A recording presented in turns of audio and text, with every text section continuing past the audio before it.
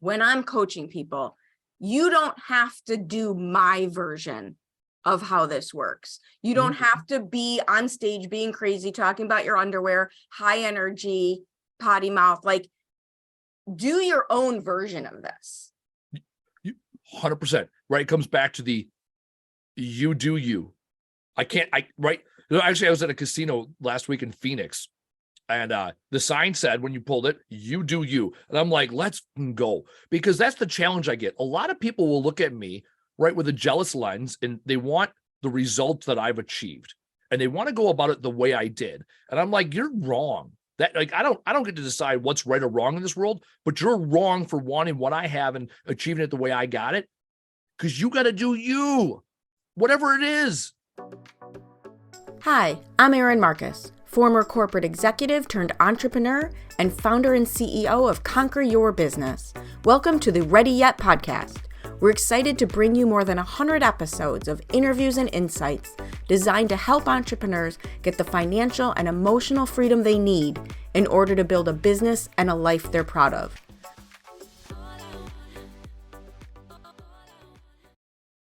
All right. Hello, and welcome to this episode of the Ready Yet podcast. I'm with my guest today, Andy Weins. Andy and I met a few weeks back. Actually, it's more than a few weeks now. Back in November, we spent a few days together. And I haven't said this to you, so I'm going to just start with this. When I met you, very clearly, larger than life, lots of fun, which I'm a big freaking fan of. That's fine. That's one thing. But I'm a big observer of people. And there are a lot of folks out there who are bigger and larger in life just because they like to be loud. Look at me. But here's what I noticed about you, having spent 3 days with you. No matter what was going on at the retreat, no matter what was needed, always the first person to stand up and help. Every single day.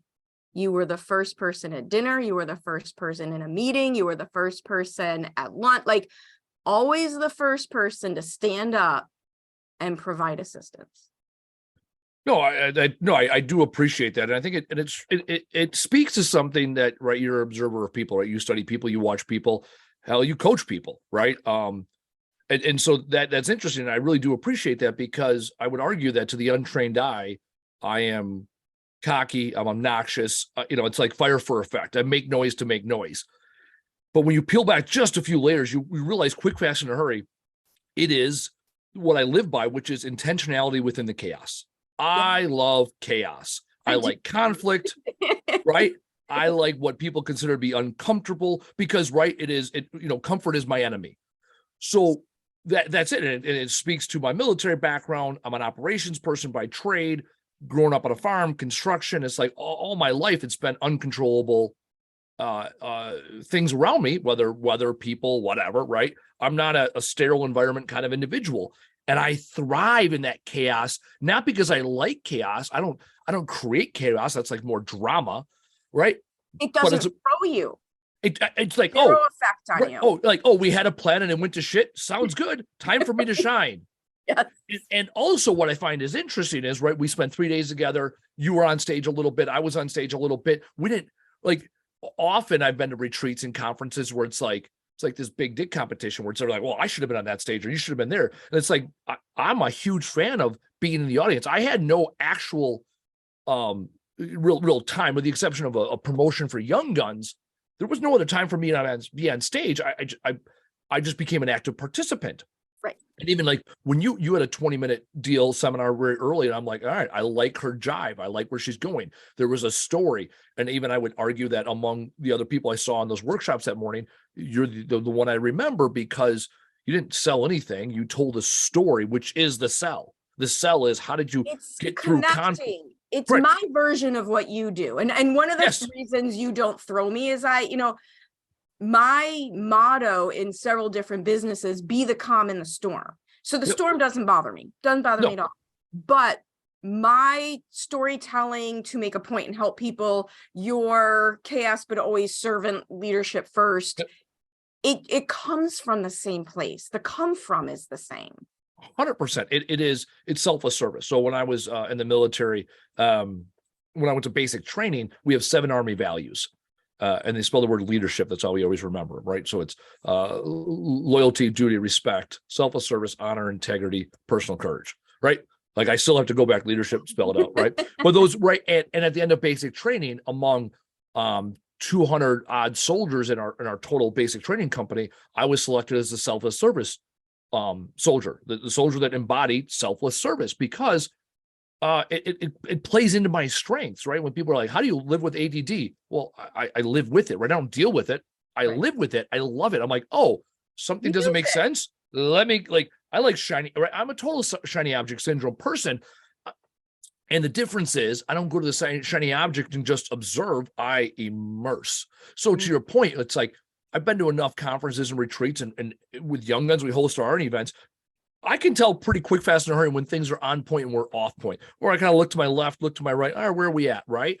And then you fill in the gaps, right? I have a radio background. It's like, you don't want dead air.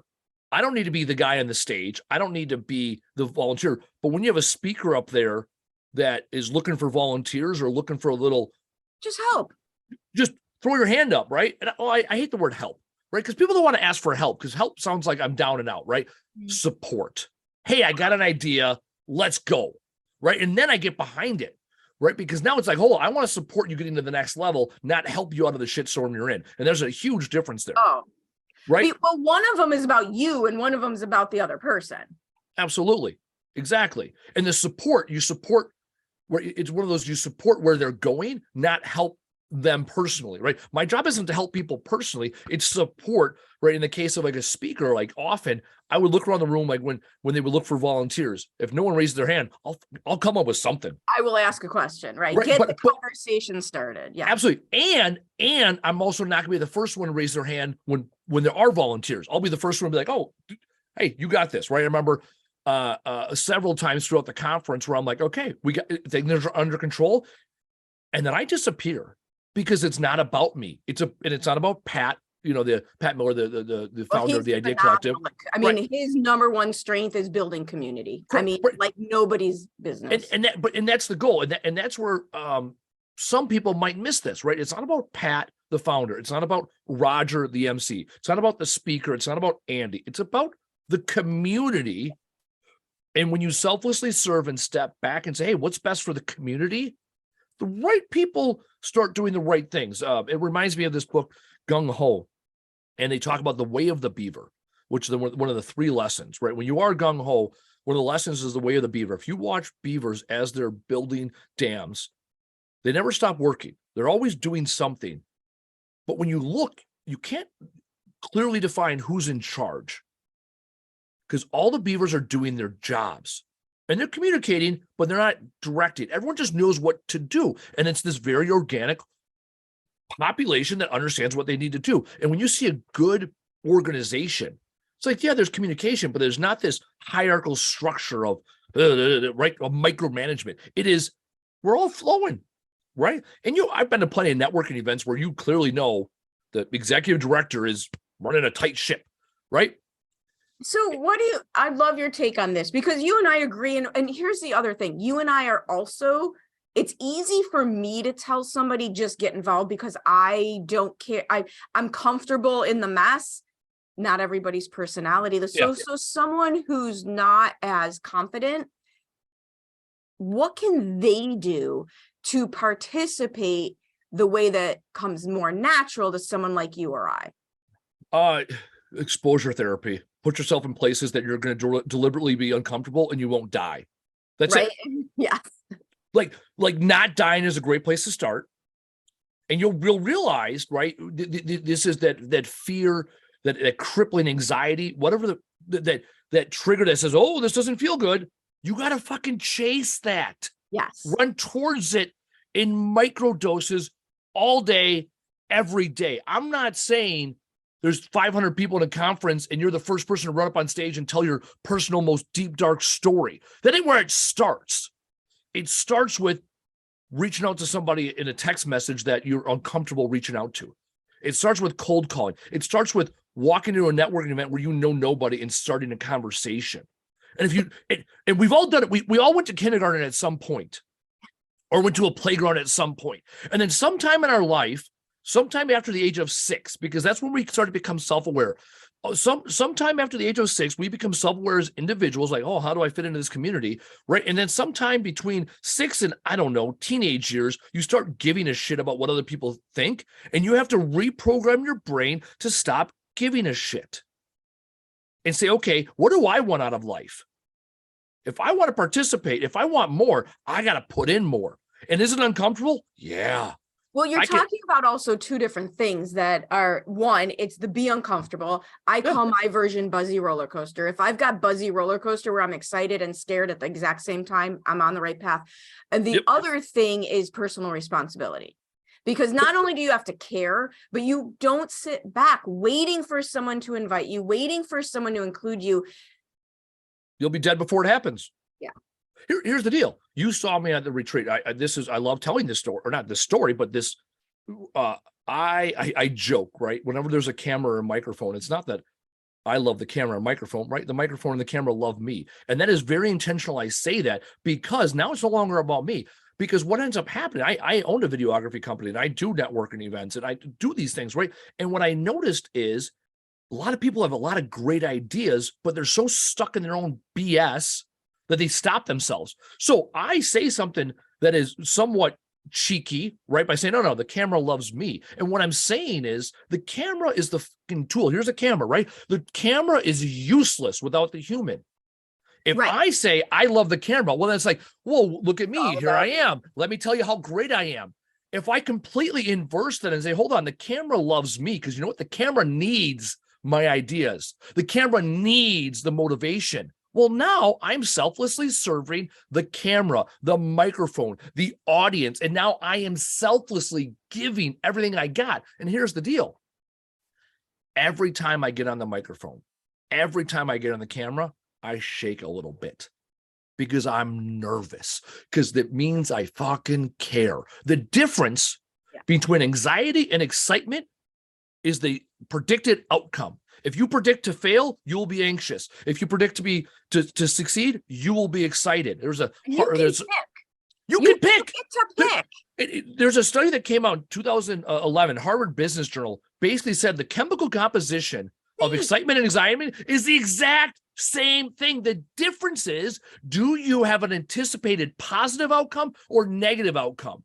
So going back to my presentation that you saw, I don't know if you noticed, but while they were, I forgot, I think it was Lisa who was emceeing that session, I forget, and she's doing intros and housekeeping. I was off to the side pacing a little because I've got this, so this is what I'm saying to myself. This is so exciting. This is so much fun. This is so exciting. But because of course I get nervous going 100%. Up in front of, I don't know how, if it was a full room. But there's 100 people in there, 75 people, whatever it was. You can choose how you interpret all of it. And this is it. We have all bombed. And 400 people in Louisiana not impressed with me. Let me tell you. There you go. Exactly. Right. We have all bombed. Now, here's the thing. You have to tell yourself, well, hold on. I'm here for a reason. Like in our room, let's call it 75 people. There's probably about 75 people in that room. Fine, call it. Well, you know what? Of those 75 people, I have the responsibility for the next 20 minutes to deliver. And I wouldn't be here if I haven't proved it in the past. Now, here's the inverse. If you haven't put the fucking work in, it's not going to go well. You have to, you're not prepared. You have to prepare. And that's the other thing. Do not practice on your prospects. Do not go in unprepared. The nerves are from unprepared. And the other thing that lines up with what you're talking about, just because we're using it as an example, I told stories during my presentation. And yes, the stories were about something that happened to me, but the story wasn't about me. Nope. The story is, how can someone else see themselves in a situation where I'm using me as the example? Oh yeah. I was driving down 94 in Spanx by the end of your story. Right. My underwear tried to kill me in rush hour traffic. True story. There you go. Like you can't make this and what it is again, this is right. It's the old adage, and there's a reason why, right? People won't remember what you said or what you did. They remember how they felt. And I felt after meeting you, I was like, she's a firecracker. I feel more confident being in the same room as her.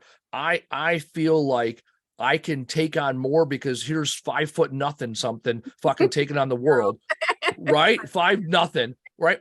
I'm a 6'4" grown ass 200+ pound man. If she can handle this type of adversity, what is stopping me?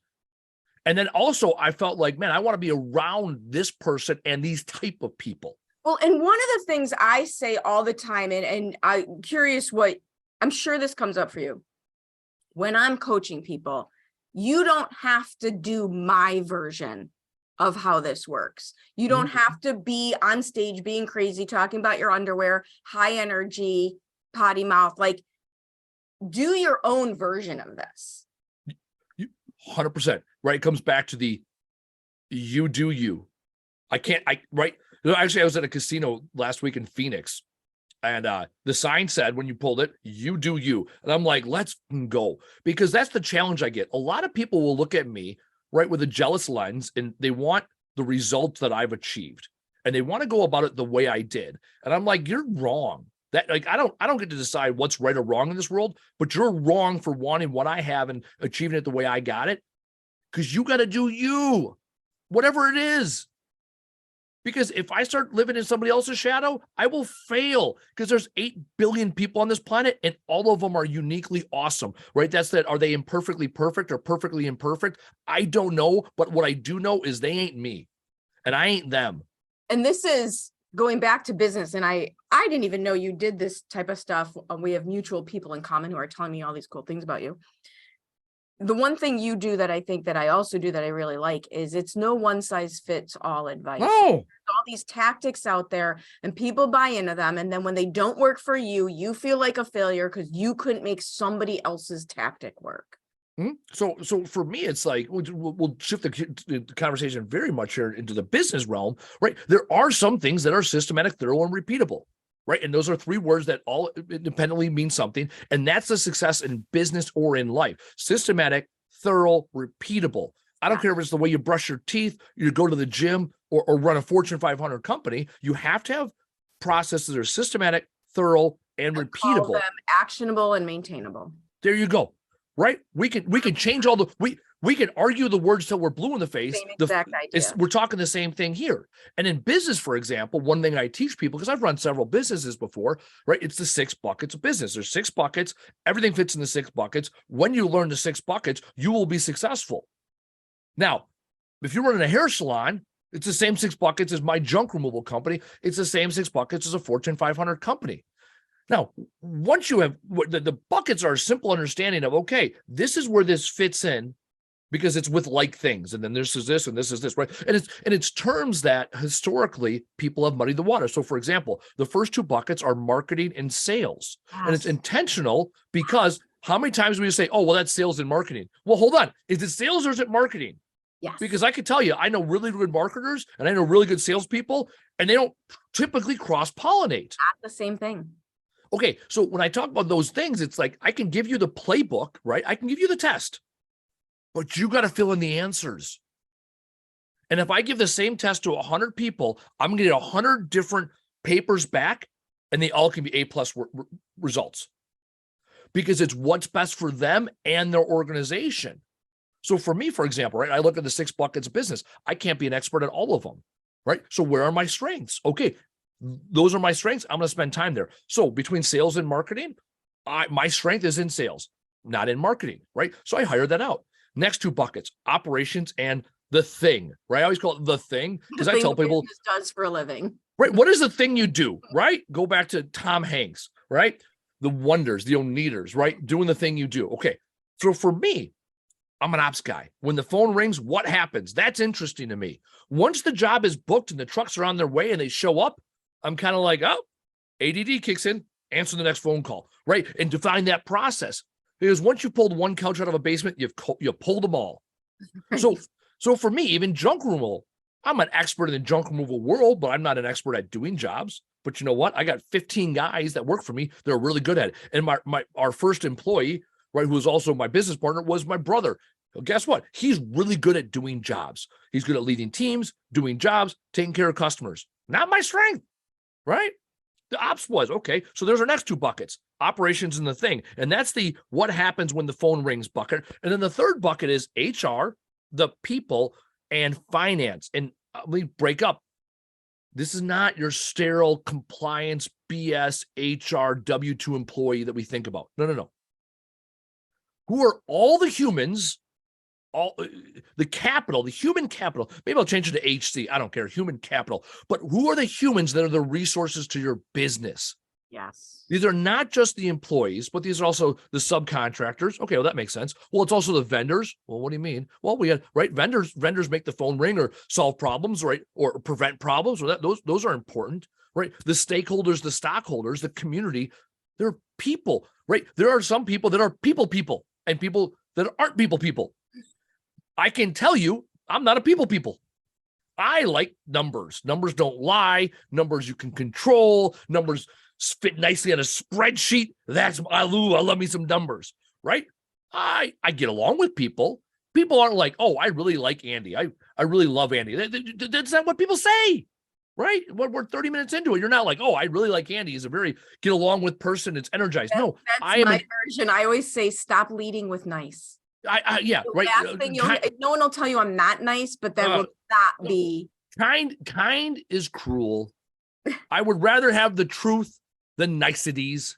Yes. Right. That whatever. Right. And that's me. Help me solve the problem. Tell me what I need to know.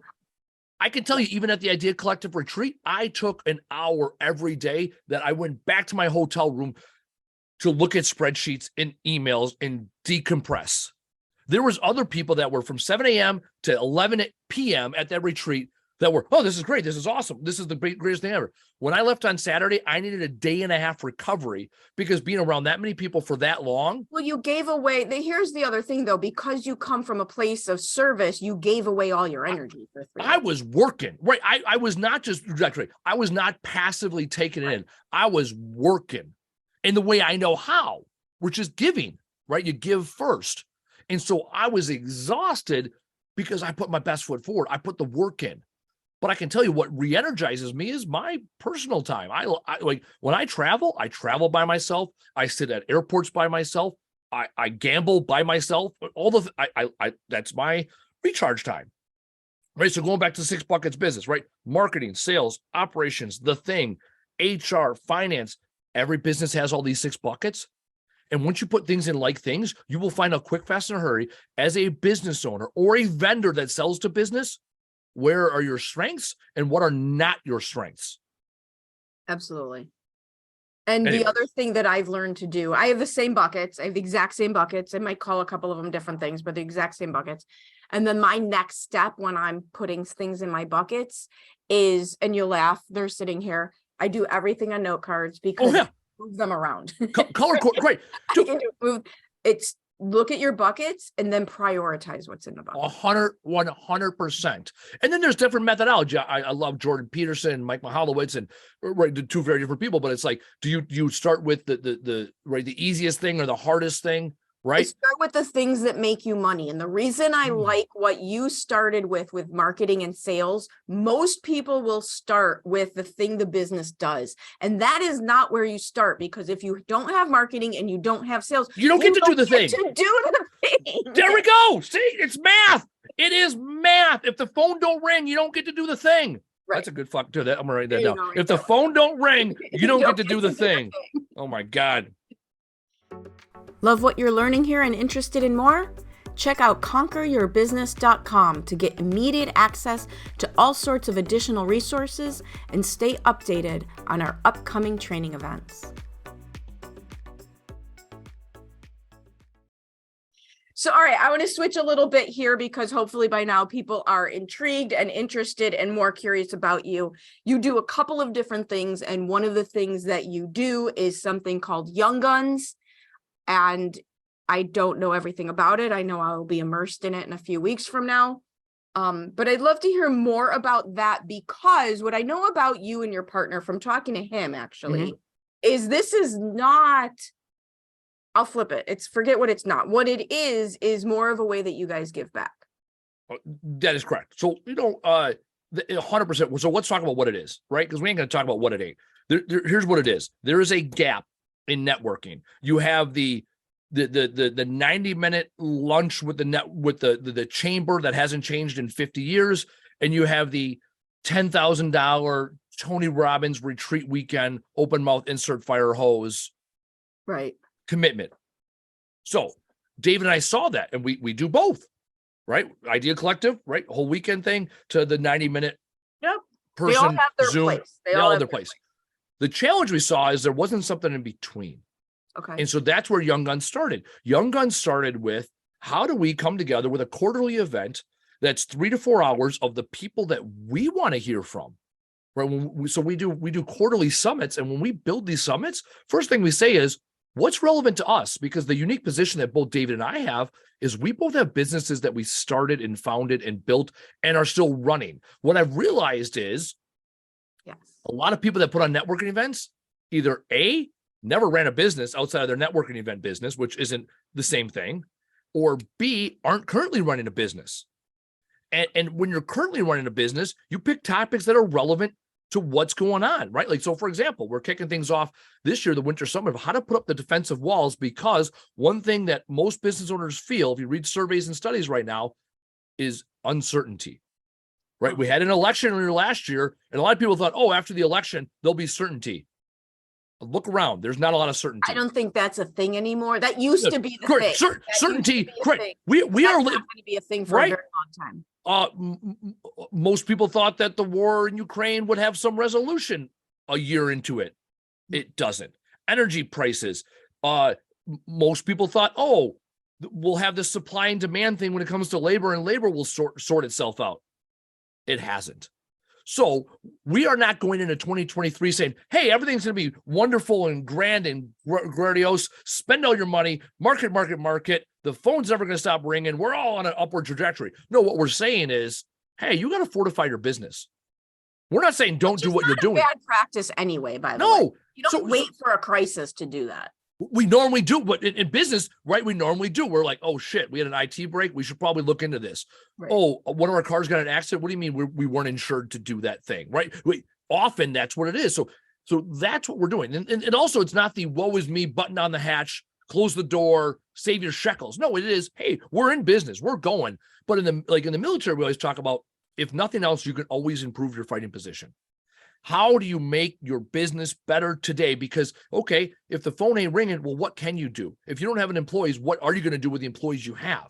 Right? There's these decisions you can make. So one of the reasons it was important for us, this summit, was because we're doing this in our business. So how do we bring in speakers that also understand this, and then do it so it's repeatable to business owners and then also to vendors? Because once vendors understand what the business owners are doing, they know what solutions to offer, because you're giving them the pain points. If you tell me what are my pain points, I will give them to you, and I will pay you to solve my pain points, because they're pain points for a reason, because I haven't done shit about it yet. Well, so and please let me pay you. What you're talking about that I like, because so many people go in the opposite direction, is risk mitigation does not also imply constriction. That is correct. You can mitigate risk. Here's the thing: spend money mitigating risk. And you are buying freedom from worry. Right. I would argue most business owners, they think retreat. They have a scarcity mindset. When business owners have an abundance mindset, you can tell, because they'll start saying things. And I had to learn this after a number of years. Before, I'm like, oh, I'll just figure it out. I don't have the money. Now my mindset is, who can I pay to solve this problem? And how many dollars does it cost? And then as soon as someone says it is this many dollars, my brain goes to, sounds good. I can make those. Right. I can go make dollars. My money is not a finite resource.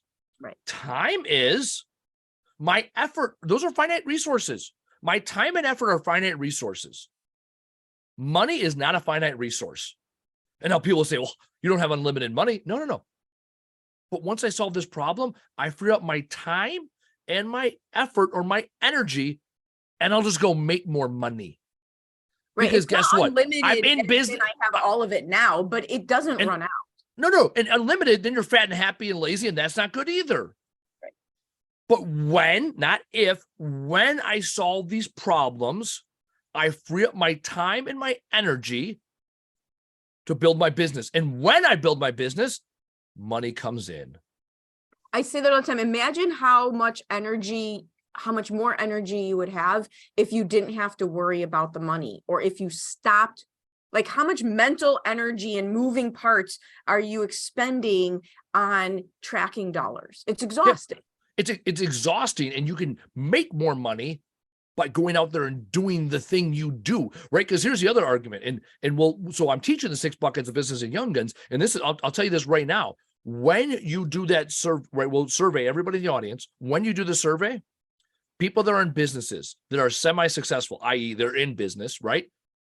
The thing will always be number 1 or number 2 on your depth chart of what are you good at. Right. Because most people, that's why they started it, right? When I started it, I had a brother. I wanted to run a business, and I knew he was good at doing the thing. And I thought I might be good at running a business, and it worked, right? I'm not obsessed with junk removal, right? I'm obsessed with the process of it and the back end and the recycling, but the physical going to someone's house. You didn't go into something you dislike. I have the same thing. Correct. I don't dislike it. Right. Yeah. This ain't water. I dislike water. I ain't opening up a water park or a neighborhood pool. That ain't what I do. Right. I love the logistical challenge, right? Because the waste industry, unlike every other industry out there, most other industries, it's like raw product, finished good, sell it. You control everything up until the sale. And then, right, when it comes to waste, it's fucked from the beginning. It's you the get other what you get what you get, and then you have to figure it out, which I love. Because let's go back to this chaos part. How do I be intentional within chaos? Nice. That's interesting. Now there are controllables. I can control where the phone rings to a certain extent, right?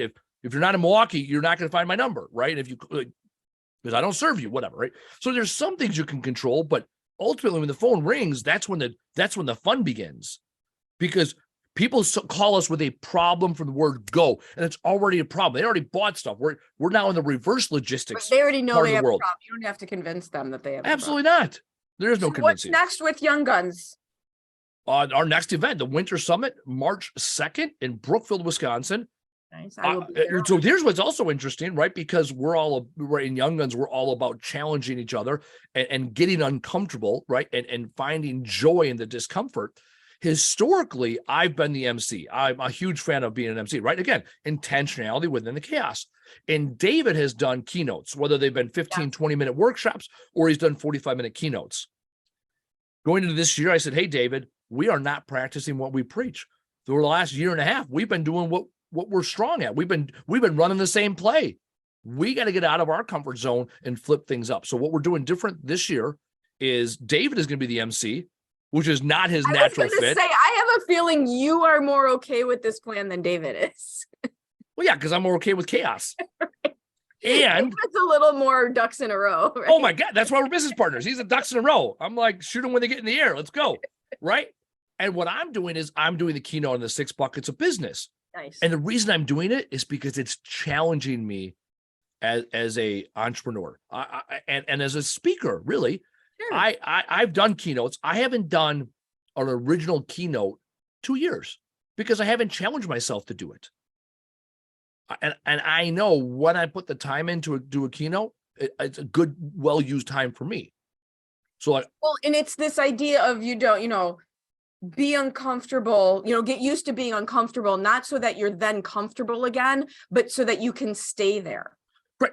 So I love the word content. Content is I'm happy with where I'm at, and it's a really good base. It's a good foundation to build. Comfortable is fat, lazy, and happy and stuck in a recliner because you're comfortable, right? And so I am content in this fact that I'm happy with where my life is at. I'm happy the life I build, but I'm not comfortable because as soon as I get comfortable, the next C is complacent. Yeah, absolutely. And complacency kills, right? So this is the challenge. You can be content in your career because people are like, oh, why do you, it's always about the hustle and the struggle and the grind. Why do you always hustling and hustling? Because I want to.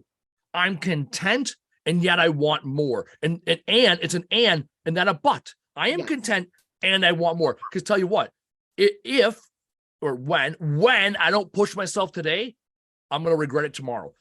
People on their deathbed don't regret what they did. They regret what they didn't do. Go out and do the thing and fail. You won't regret it. versus never doing it at all. That you'll regret. Also, your concept of intentionality is so huge, because what I find, at least with me, is if I'm not intentional, I default to the negative. If I don't eat well intentionally, I default to McDonald's. If I don't go to the gym, I default to sitting on the couch. Like, intentionality is where the positive outcomes come from.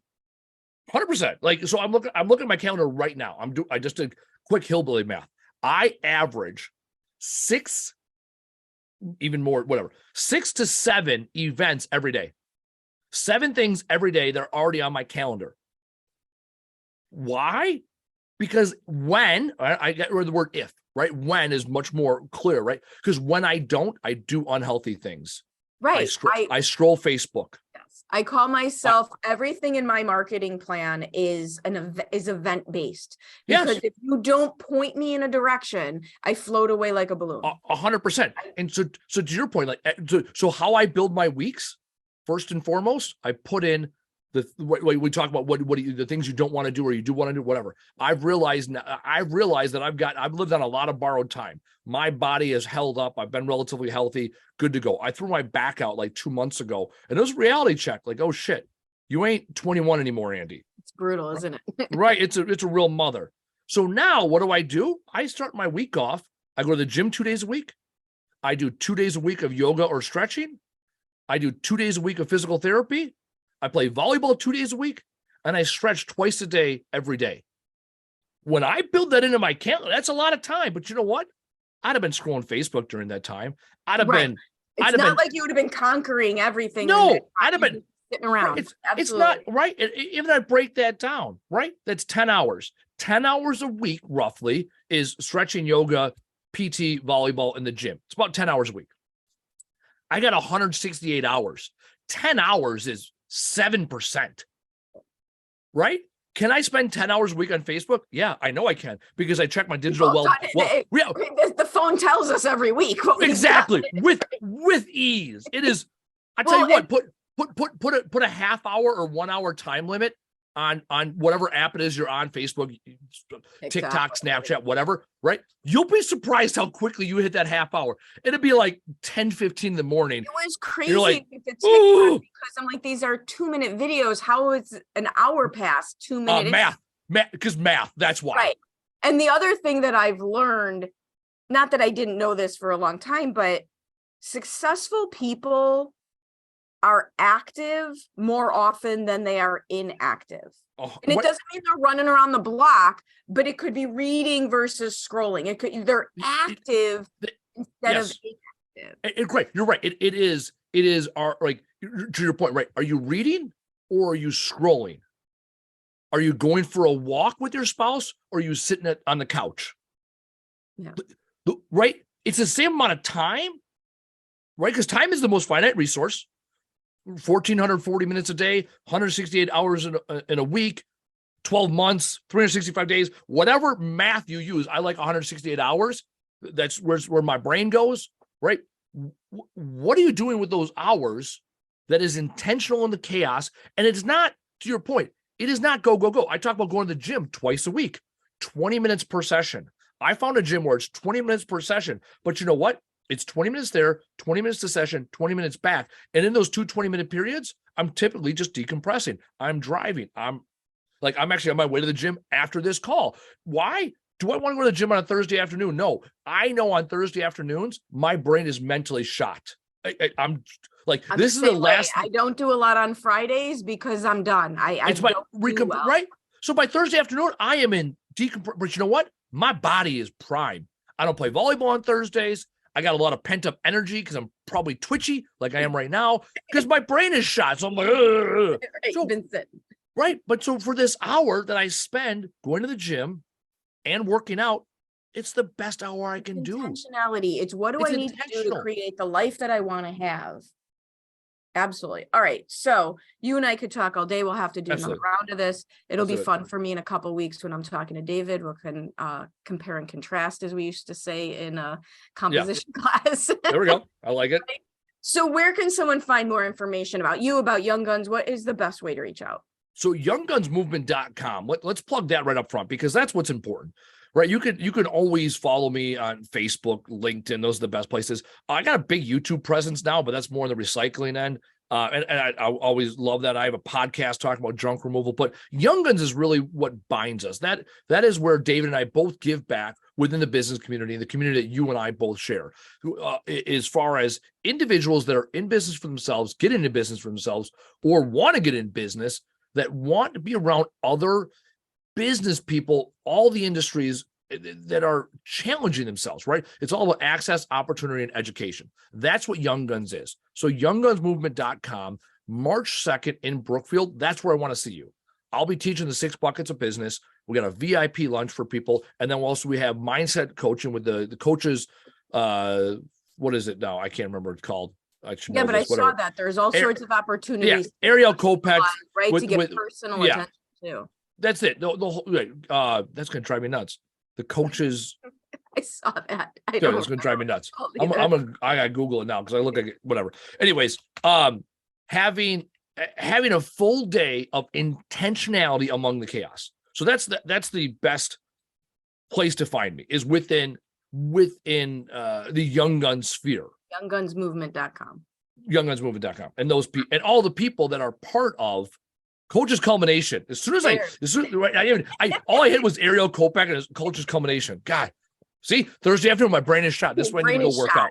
There we go. Young Guns, come to the event, hang out, meet us in person, have lunch, all that fun stuff, because that's where the rubber meets the road. The hours you spend in person learning and networking go a hell of a lot farther than podcasting and LinkedIning. Because as humans, the phone is away and we're engaged. It's the connection. And the connection. And I can't explain it scientifically, but it's one thing to see people and hear them. But as soon as we're around them, you shake their hands. The energy is completely different. Right, exactly. The energy, there is a wall between us right now. There is a physical barrier. When we're in person, that's when the good stuff happens. Even when we met at the Idea Collective retreat, the amount of energy in that room, you could feel it, you could smell it, you could taste it. You could explain it, but you knew it was there. Absolutely. And so that's my challenge in a world where we are disconnected. Come on down to Young Guns, connect with other entrepreneurial-minded individuals, so you get the best out of yourself and you build in that intentionality among the chaos that is the roller coaster of entrepreneurship. Sounds like a plan. I will see you there. Thank you so much for your energy, your input, all of the things. I'll get to see you in person in a couple of weeks. Looking forward to it, Erin.